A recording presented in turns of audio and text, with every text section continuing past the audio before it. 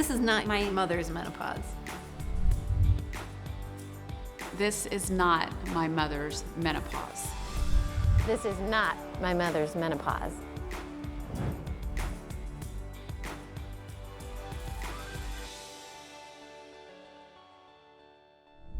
Hello, I'm Laura, your host for the series This Is Not My Mother's Menopause, What You Don't Know About Menopause, Hot Flashes, and Night Sweats.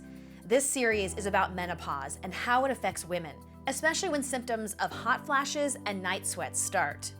This 6-segment series focuses on the diagnosis, treatments, and management of menopause. It also shines a light on the stigmas associated with menopause. We will expose some of the myths surrounding this transition. And we will hear from women in their own words as they describe how their menopausal symptoms are affecting or have impacted their personal and professional relationships. You may or may not know what menopause is. So what's menopause? It's a word that needs not be spoken in hushed tones anymore. Menopause is a natural transition in a woman's life, one that deserves as much acceptance and awareness as when a young woman enters puberty. While many women consider menopause a normal transition in their lives, the symptoms of menopause can be incredibly disruptive. The symptoms can also be unpredictable and unbearable. These symptoms can create issues that can deeply impact her physical and mental health, as well as her relationships both at home and at work. And it can be further aggravated if someone doesn't have proper medical care or a solid support system like family and friends. Throughout this series, we will look at multiple factors that influence how our female guests perceive menopause and how they address their symptoms. In this first segment, we'll discuss what menopause is and the many symptoms experienced by perimenopausal, menopausal, and postmenopausal women. From our guests, we'll hear about their experiences with hot flashes, night sweats, and other symptoms. And they'll also tell us what it's been like to go through this menopausal transition. So what is menopause? A clinical definition of menopause is the natural end of women's menstrual cycles due to a decline in the production of estrogen and progesterone hormones in women. In other words, it's nature's way of ending a woman's monthly menstrual cycle and her ability to get pregnant. You may have heard the terms perimenopause and postmenopause. So what is perimenopause? For most women, perimenopause happens in their 40s. Perimenopause begins several years before menopause. So for many women, this will happen in their 40s, but for some, it can even begin in their 30s. This is the time when ovaries gradually begin to make less estrogen. As estrogen hormones rise and fall, periods grow longer or shorter, and women begin to experience menopause-like symptoms. Menopause naturally occurs in women between the ages of 49 and 52. But the age women experiencing natural menopause can also vary widely from 40 to 58 years old. It also varies by ethnicity. Postmenopause is the time after a woman has been without a menstrual period for 12 months or 1 full year. During this stage, menopausal symptoms typically decrease or stop completely. The symptoms of menopause usually develop in the transition years. The most common symptoms are vasomotor symptoms, or VMS. Of those surveyed, 40% of women report feeling hot or cold.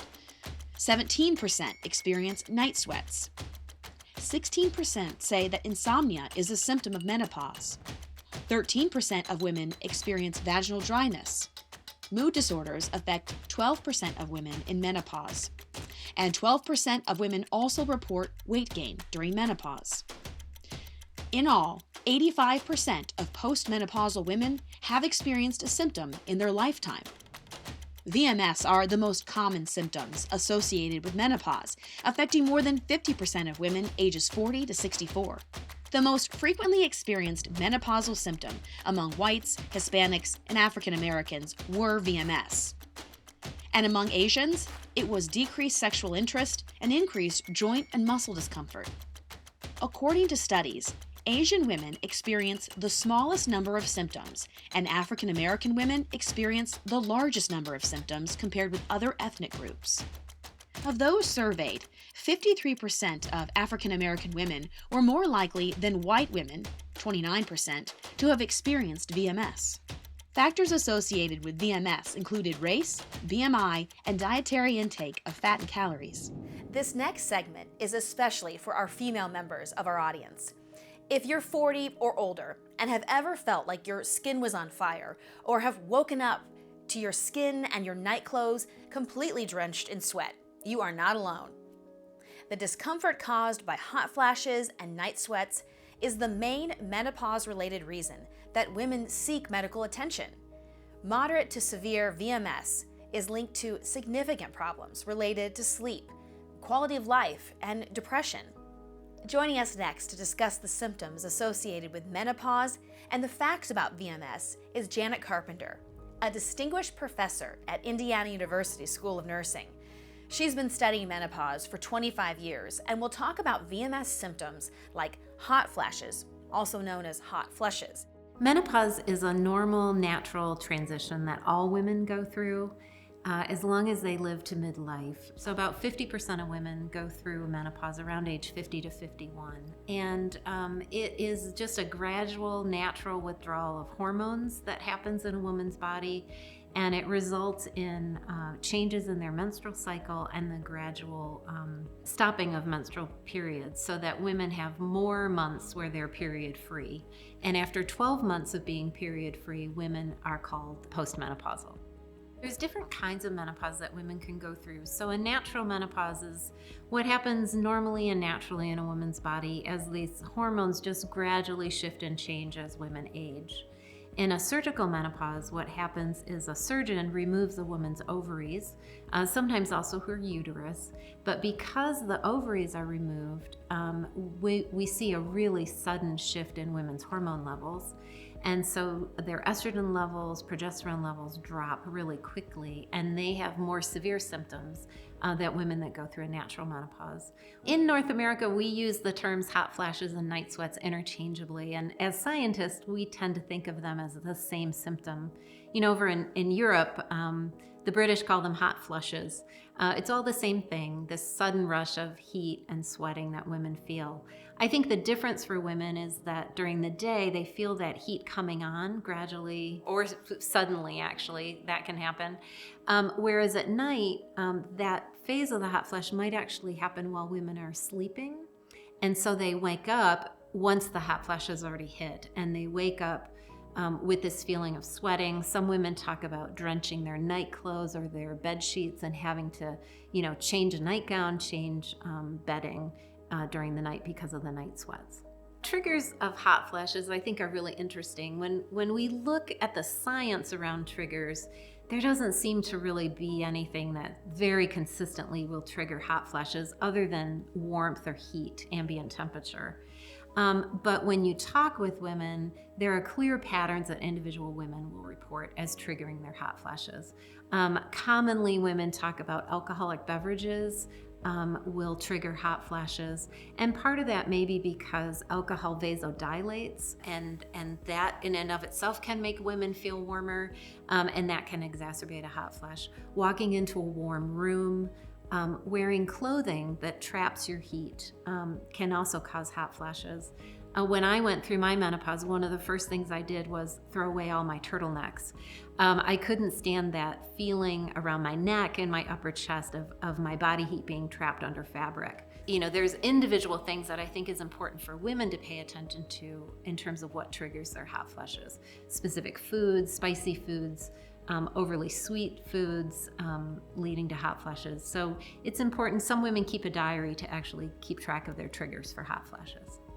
What I hope people take away is the fact that menopause is a normal, natural transition that's associated with some uncomfortable symptoms that can last for a while, right? This isn't something that is quick, that women are done in 2 or 3 months. This is 7 to 10 years of symptoms. There are treatments available if a woman feels like she needs help managing her menopause. So those are the things that I would like people to take away from the series. Now, you may be wondering what causes hot flashes and night sweats. Well, hot flashes and night sweats are this internal phenomenon that involve a woman's hormones and chemicals in her brain. Our next guest, Edgewood Thomas, talks about her own personal experiences with menopausal symptoms. Edgewood is a nurse practitioner who lives and practices in New York City. She was born in Haiti and raised and educated in the US. She shares her perspective as a healthcare provider and a member of the BIPOC community dealing with menopause. So I have to say that wasn't a typical problem for me, the night sweats. But, very recently, so, I started my menopause in early 50s, but about a year or so ago, while we were making some changes with my medication, I had this experience of an intense night sweat that rendered me completely drenched. My sheets were drenched, and it was just awful. And as I think back, I realized both my doctor and I both realized it was because of this medication change.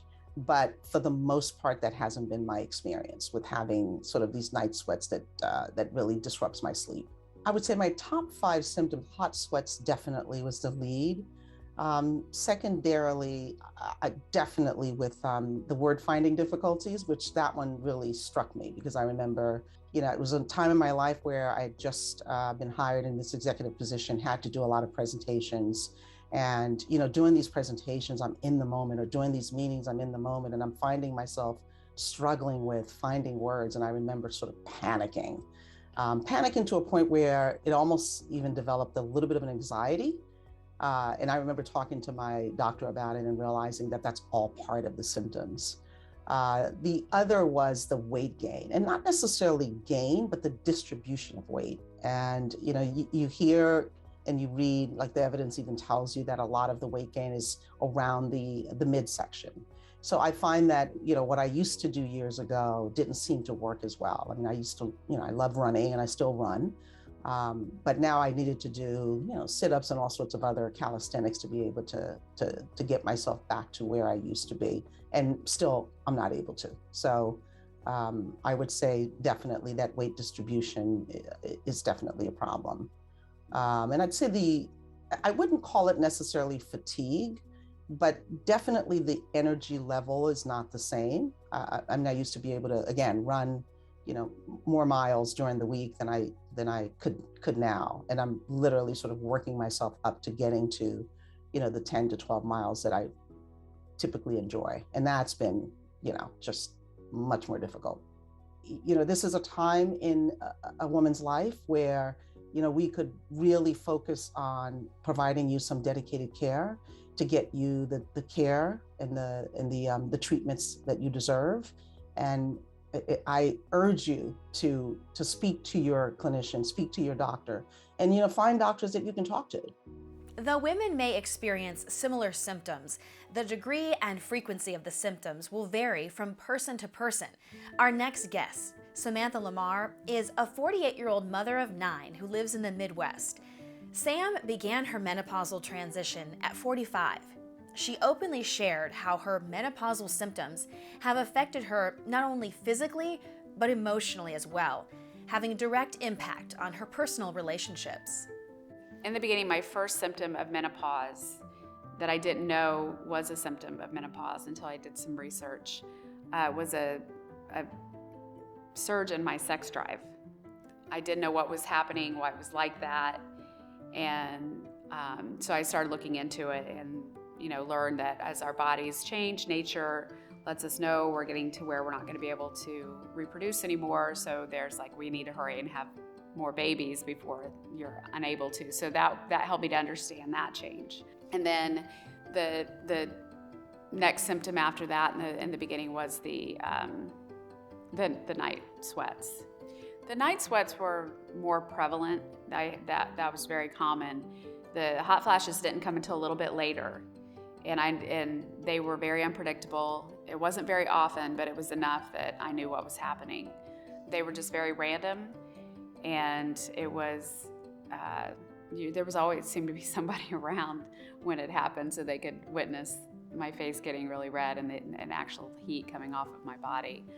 But that's what was happening in the beginning was just more of those two things, but mostly the night sweats.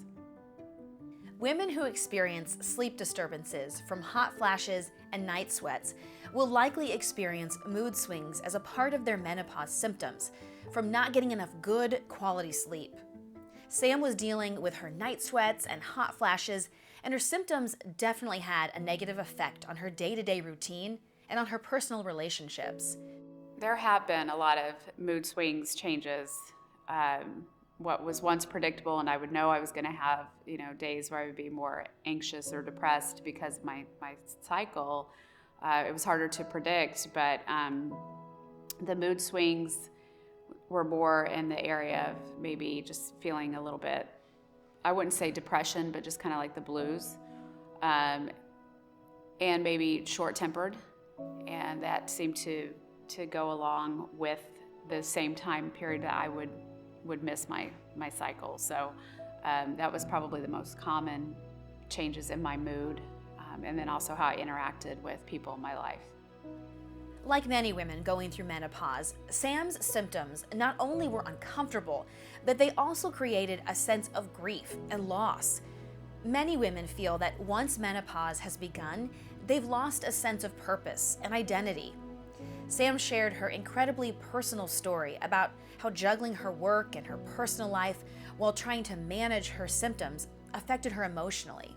During the early phase of her menopause transition, Sam experienced a dark chapter in her life. Her marriage ended, and her relationship with her 9 kids hinged on their understanding of what their mom was going through, both physically and emotionally. As I got further into it, I did go through a period of, identity crisis is probably a good word to use. And I think people will use that, they're just having an identity crisis. And it's true. Like for me, for years, I was a mom. I could get pregnant, I'd have my babies, and all of a sudden that was changing. So I kind of went through a period of not knowing what my role was, because I did have all these different things going on in my life. And, to be very personal, it's really hard for me to speak about this, but I did end up getting divorced. I wouldn't say that menopause had everything to do with that, but it definitely played into some of those areas. And I did go out and drink, and that wasn't my personality at all. And I had an older daughter who witnessed a lot of that. The others didn't, but she did, and it affected our relationship. Like, who is this person? We've since, started to mend things, and she understands more of what was going on. But it was just like a way for me to escape what was happening, like to not face the real issue. So I was just kind of avoiding. So I went through a period of doing that. So that did affect my older children. Well, early on, the first significant moment was when I wanted to commit suicide, and I was planning it out. And I decided before I did it, I really should probably go on a retreat. And I contacted a religious community that I've been a part of for years, and but had avoided, and went out there. And it was in that silent retreat that I was able to come back and make necessary changes. So that was probably the very beginning of making changes. So yeah, that was significant. Once Sam was able to better understand her menopausal symptoms and ways to better manage them, she began to find the positive things in her life once again. With the love and support of her family and her religious community, she found hope and a renewed sense of purpose. Yeah, it's much better. Yeah. I don't know if it was like, because I've been thinking about that, especially since, starting to work on all of this, how much of menopause and the hormone changes affected my mental health. But just knowing that makes it better. Knowing that this is part of it, like this is, so I don't get, because I would get my mental health, so I would get upset because I couldn't behave the way I thought I should, because I would get mad when I shouldn't be mad. And so I would just like beat myself up over that. But yeah, my mental health is much better than it's ever been, ever. We've spent this segment hearing about menopause and the impact of the symptoms it can cause. And we've discussed how menopausal symptoms relate to women's physical well-being from both a healthcare provider's perspective and from the woman's perspective. In the following segments of this series, we're going to examine racial and ethnic challenges, barriers to care, misinformation, and stigmas, as well as treatments and therapies all pertaining to menopause. When it comes to understanding this transition in a woman's life, our goal is to help our audience have a better understanding of what menopause is, and we hope it will help women make better choices when it comes to the management of their symptoms and their overall physical and behavioral health throughout this entire stage of their lives. Please join me for the next segment in this series, and we'll see you soon.